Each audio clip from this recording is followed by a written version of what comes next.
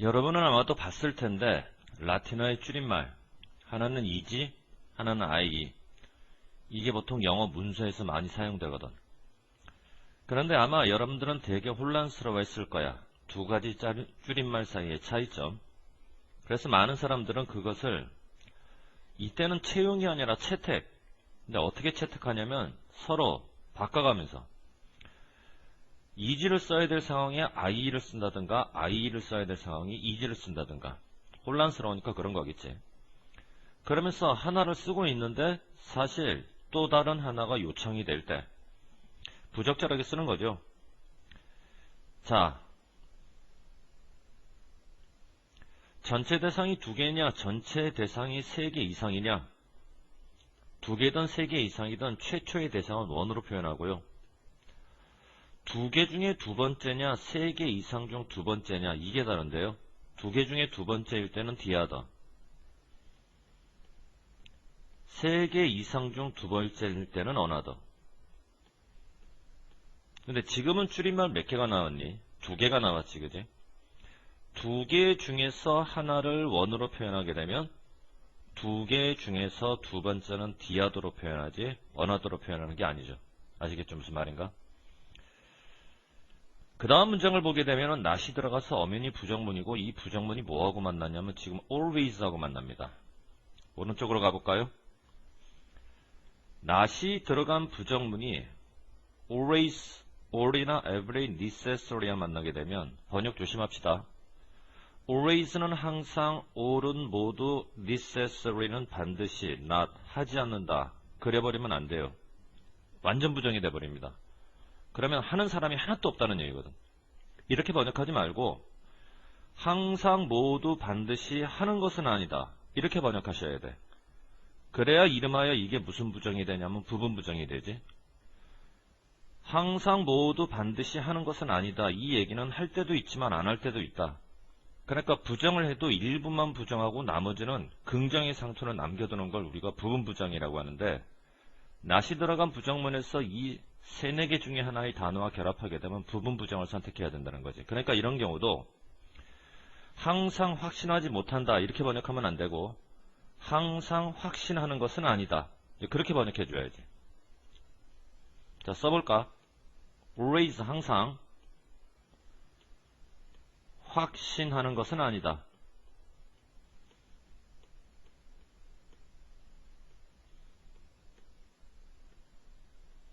여러분이.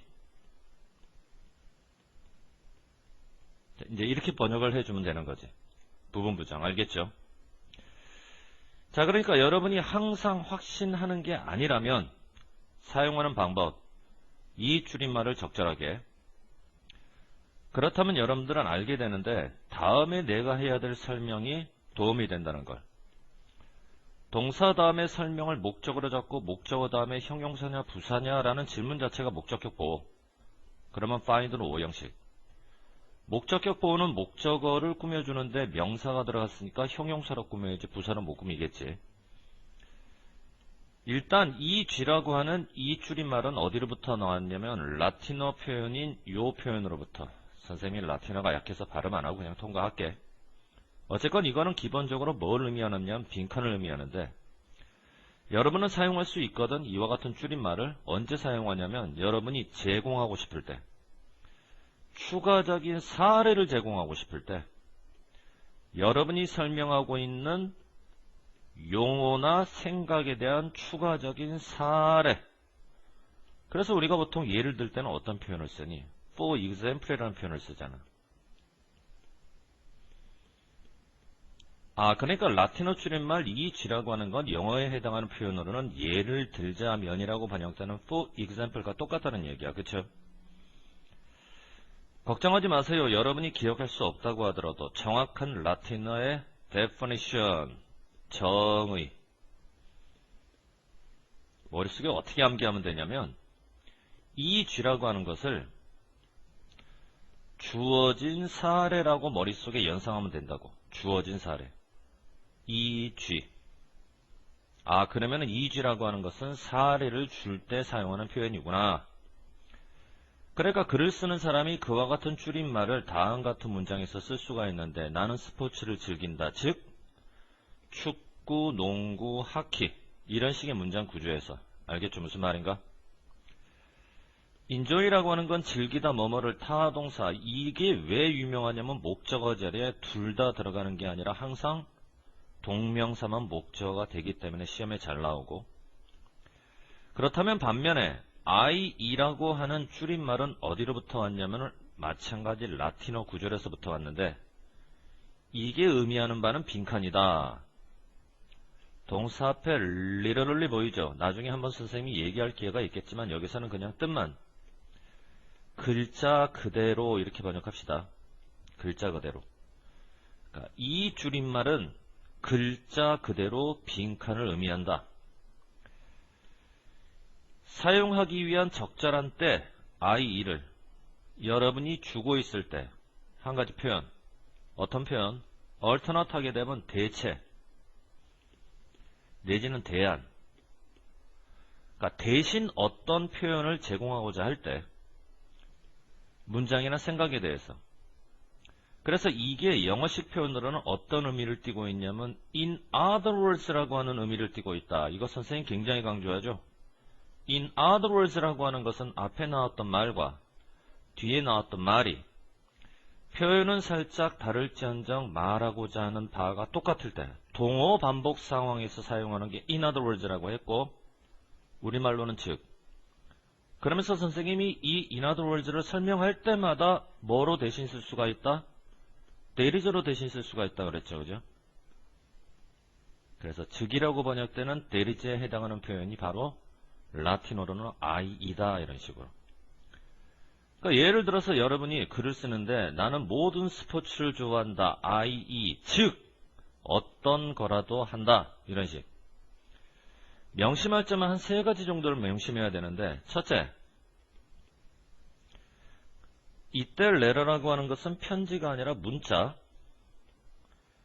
그러니까 문자는 capitalize로 종종 되느냐 거의 되지 않느냐. rarely라고 하는 건 여러분들 not과 더불어서 대표적으로 부정문을 만드는 어구라는 거 알지?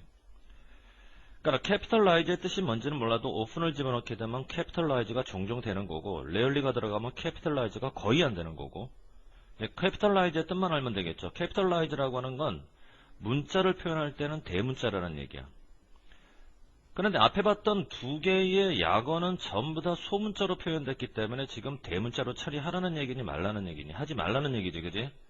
그래서 여기서는 rarely가 들어갈 수밖에 없는 거야. 그러면 이 G나 I, E를 사용할 때 주의해야 할 사항 첫 번째는 뭐냐면 대문자로 쓰지 말 것. 대문자로 쓰지 말 것. 됐죠? 각각의 문자는 항상 period라고 하는 것은 마침표. 됐나? 중요한 건 여기서 동사를 능동태를 갈 것이냐 수동태 by로 갈 것이냐 follow. 자 보세요.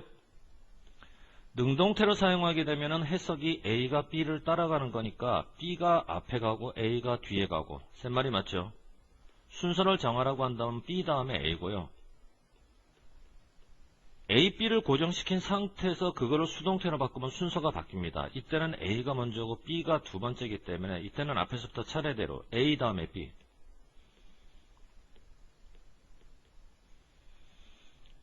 이렇게 우리 머릿속에 집어넣고 문장을 다시 보게 되면은 줄임말은 문자 다음에 마침표, 문자 다음에 마침표. 그러니까 문자를 썼으면 그 다음에 마침표.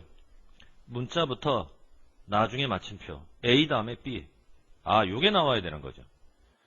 그러니까 이때는 능동태가 아니라 수동태로 들어가야 됩니다. 이해됐나요? 그러면 대문자로 쓰지 말아라. 문자 다음에는 반드시 마침표로 써라. 이것은 줄임말을 쓸 때 우리가 지켜야 될 서로 다른 2가지 규칙이 추가되고 첨가되는 기능으로 봐서 더욱이 게다가로 번역되는 furthermore로 들어가야지. 인과 관계에서 사용하는 therefore를 써버리면 안 된다는 얘기야. 이해됐니? 무슨 말인가? 그럼 이제 2번째 규칙이라고 하는 건 뭐냐면 각 문자 뒤에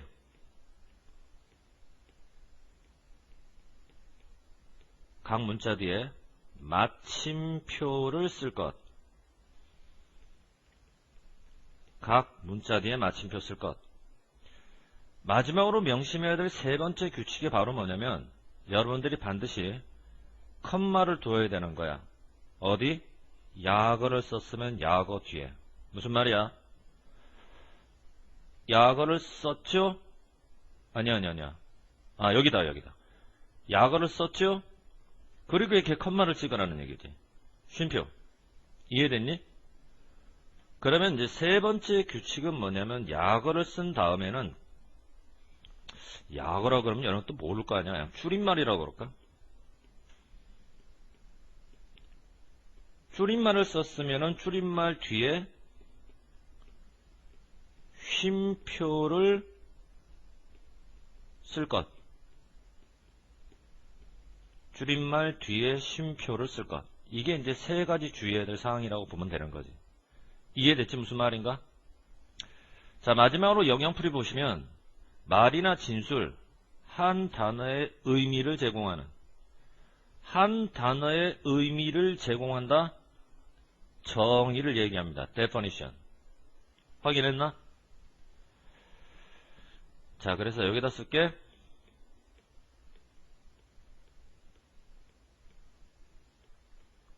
definition. 정의. 됐죠? 자, 그 다음 페이지.